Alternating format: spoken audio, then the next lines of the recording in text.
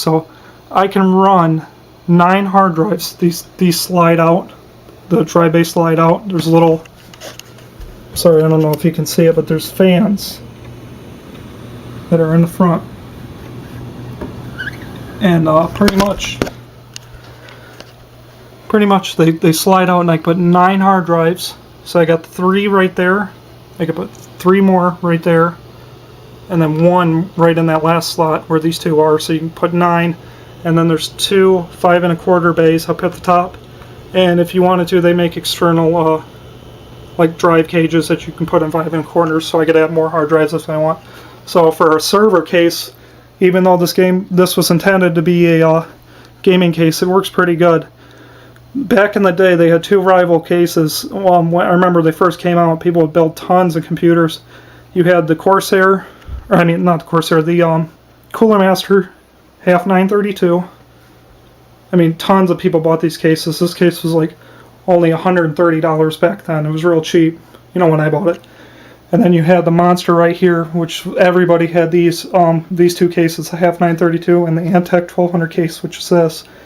And I think this case was one of my most expensive cases I bought back in the day. I think I paid $200 or $220 for this because it has a nice window and everything like that with all the fan connectors. You can put 2 120 millimeter fans if you want. It's got water cooling, external water cooling coils.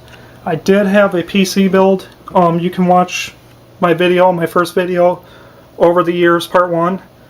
And you can see I did water cool, external water cool with a 240 millimeter Swift-Tech radiator on the back of this in this computer. So I was using a different motherboard. I know this sounds crazy, but it's a little mod I did. If you look at the back of the case, or back of the video card, the 5870, you can see right here where the exhaust vent is, right there. And there's supposed to be these little like guards up in there. And I accidentally I took some clippers and cut that out for more airflow to go out the vents, and I only noticed like a 1 Celsius drop in temps under GPU load, 100%. So it's not really worth it, but I mean, I just thought it was a little cool experiment. I didn't really care about these cards, so I just kind of want to do that, and I did overclock these when I had them water cooled. So that's the back of the... Now you're probably wondering about this red cable. I went to AutoZone, and I bought some tubing that goes around like wires, spark plug wires and stuff like that. And I just took the Corsair H100 power supply cable and just zip tied it and did a little cable mod, you know, just make it kind of cool. I don't see that many people doing stuff like this. And just zip tied it, you know. I apologize for all the ridiculous cables that you can see. Like I got here's what I was trying to show you. These, I'm sorry, I said these speakers are wrong. These were the Logitech Z5500, not 55. So Z5500. These are the older ones. I think I paid like $350 for these. A lot of these parts were bought in 2009, 2010. So you know, I used to work. I just fix all this up and do that. So I got center channel speaker here that came with the kit, and then this is a custom speaker that I added on top of it. It's a RCA center channel. And you can add this to the radio, to the receiver, and you won't have any problems. You won't blow anything if you add another center channel. And yeah, it works good. It gives it more voice clarity when you hear everything. A little. I think these are 4-inch drivers. Now I bought these from a store display right in Radio Shack, like way back then. I'd say 2006. And I'm the only person to have the yellow version of these speakers. They're normally black. It's RCA, and I think they're 100 watt RMS continuous as a center channel, and I've never seen anybody. They're all black. I went online and I'm the only one with the yellow version, with the cones yellow, so they work really good. Trying to think, I think it's a 12-inch subwoofer that goes with the Logitech Z55, and like I said, the DOCSIS 3.0 wireless router, and I use this to connect all my computers. So let me go back to some of the hard drives in this before I get distracted. Like I said, there's a little Republic of Gamers. It's really hard to see, I'm sorry. Republic of Gamers. I did have this Northbridge right here, because these are the older motherboards. I had the Northbridge water cooled at one point on one of my other builds. You just have to look at some of my videos. Tons and tons of cables. I just ran all my serial ATA cables because I'm ready to install some extra hard drives when I get some more money. Like I said, have one, I'm not doing it right now, but have one hard drive for your backup for each hard drive. So let's say I have 4 hard drives. I only put data on 2 of the hard drives, and the other 2 hard drives are backup. That's the best way because you have some redundancy for each drive that you have. So if one does fail, at least you have one backup drive, and it's not in a RAID configuration. You can actually use that freaking data if you want to. If you're in RAID, you're screwed. You got to find another replacement hard drive, or let's say the motherboard fries and you're using some kind of RAID 5 on the motherboard and it fries and I can't get another motherboard. Well, I just lost all my data. So these, I just put some stamps on the cable. Now here's a little trick you can do. You buy these 90-degree serial ATA cables. I don't know if you see, the top one's blue, that's red, and that's red. And then that's the DVD drive that I painted black with the black on top with a little cable. You take the cables, 90-degree cables, and you see the one underneath it where it's blue and orange, or blue and red, blue and pink, I mean. You take a little zip tie and you put it there, and then you can take another zip tie and put it there on each drive. You know, I'd only do up to like 3 drives. And it cleans it up, so now you can see how clean it is with the cables. It just goes all the way down. It's a little trick. Yeah, just take your zip tie and tie it right where that serial AT data connector is, right there on each hard drive. And the nice thing about this Corsair HX1000 power supply, because it's a 1000 watt, is you got these power cables that you can adjust. And you see right there, that's this element backup. So that's that 2 terabyte backup that I got up here, I said. So I'll start with the hard drives over again, I'm sorry. 2 terabyte element, Western Digital green inside. It's a USB external hard drive. 320 gigabyte Western Digital SE edition. Seagate 250 gigabyte IDE hard drive. These are both IDE. This is this is the better drive right here. This is a Western Digital green, but it's a different model. I think it's instead of ears in it, it says EADS. Buy this one if you're going to get a Western Digital green. I'll put a link in the description if you need me to. This is the better model because I never had these break. This same hard drive, the EADS Western Digital green serial ATA2 model, it's the same hard drive they put in this external elements. So if you can't find it, just buy external element and rip the hard drive out if you want. Now I want to go crazy with this. I didn't have the money to buy an SSD, so I decided to change my settings around. So where it says Windows 7 right here, this is a Western Digital 1 terabyte black, and this is a Western Digital 1 terabyte black. And these are both in a RAID 0 configuration, so the performance is double. And the OS sees it as 2 terabytes of hard drive space. So this is for the OS for Windows 7, and it boots, like, I wouldn't say as fast as an SSD, but it's pretty fast for what I need it for.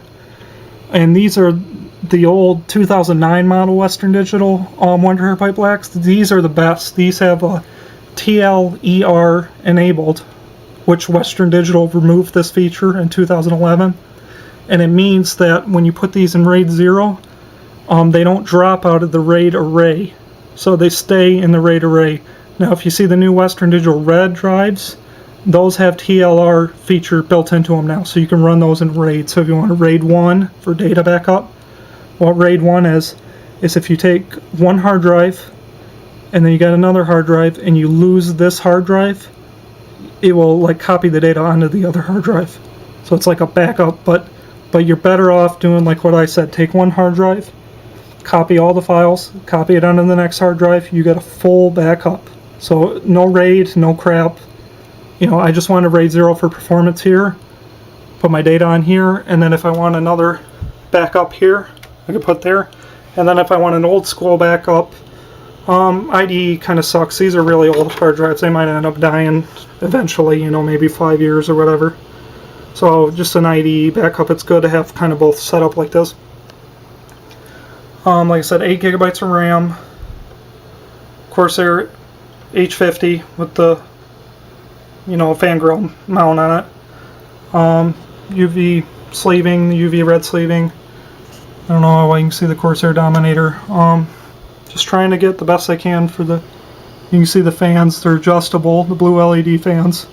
I did put some sound deadening foam here, right in the top of the case. And if you look back here, in the back where the cables go, you can see there's sound Mod Right. Yeah, it's called Mod Right sound deadening foam. And this stuff's not as good as the frozen CPU stuff, but it still works. Here's some right here. And this is a really cool mod. I know you can't see it, but the black of the, it's an LG DVD burner, but I ripped it apart and spray painted it black with 3 coats of black spray paint, and it looks really good.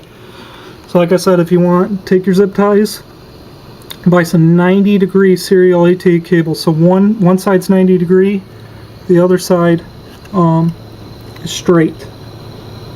I don't know how well you can see it, but back there where the red is, they're straight cables. So that's the best setup for this case, because the hard drives, see how much clearance I have? There's the top of the HD 5870. And it's almost rubbing where the hard drives are. I can put hard drives there, but it's so close. So, like I said, you can put 9 hard drives in this case, and this is like my pretty much data server and home theater PC. And it works really, really good. I got a speaker right back here. That's a E6700 CPU in box. And that's the Corsair HX1000 and 670 GTX for the one box way in the back, and 2 HD 5870s. There's another HD 5870, but it works only in Crossfire. I know it sounds crazy. That's the problem I had when I was going to RMA. It has no display. It does work, but none of the displays work. But when you put it in Crossfire, you still get double the performance, and it does work in AMD ATI Crossfire. Now this, I'll show you about, because lots of videos I'm trying to show you things that die over time, because they're starting to make parts really cheap with computers. So take everything I say with a grain of salt. This just comes from experience. Everything they're making now is extremely cheap with computers. It breaks, and just keep in mind, if you're upgrading computer parts like I am, you're always going to be upgrading. This is a MSI Twin Frozer GTS 250. 512 megabyte PCI Express card, and like I said, 250 GTS. You probably wonder, why is there only one fan there? The other fan burned out and died, so I had to do a little mod and only have one fan on it. Let's see how well you can see it. So this video card does work. I'm probably going to put this in a little gaming computer I'm building for my sister and my nephew, because he loves to play Minecraft and some of the other games. So yeah, like I said, I build a lot of computers and gaming computers, and servers and whatever else. So that's a, like I said, MSI Twin Frozer, 512 megabyte GTS 250. This is right up there with the 9800 GTX Plus. It's pretty much the same card. It's just a re-edition. 6-pin connector. Uses very little power. It's a green edition card. So, I mean, if you want to put this in a small little gaming PC to run little emulators or Minecraft or games that are not that demanding. I was able to play Spec Ops Line with this, no problem. I played 1920 by 1200, or 1920 by 1080, 1080p resolution, and it played it great, no problem. So you can see here's the fan, and this is MSI. When it comes to Twin Frozer cooler cards, they are some of the most quiet cooler cards you can get. You can see the heat pipes right there. But if all their fans die like this, I've heard so many problems with these fans dying on the Twin Frozer 2 and Twin Frozer 1 coolers. Just keep in mind that they're only going to last maybe 1 to 2 years with the fans. I read so many bad things about the fans. The coolers are great. They keep the temps down. Like, I think this only runs 70 Celsius under load, and all my other cards run 79 to 80 Celsius. I mean, you could run SLI, but This would be maybe a great Physics X card if you wanted to, or something like that. My sister has a little Acer computer.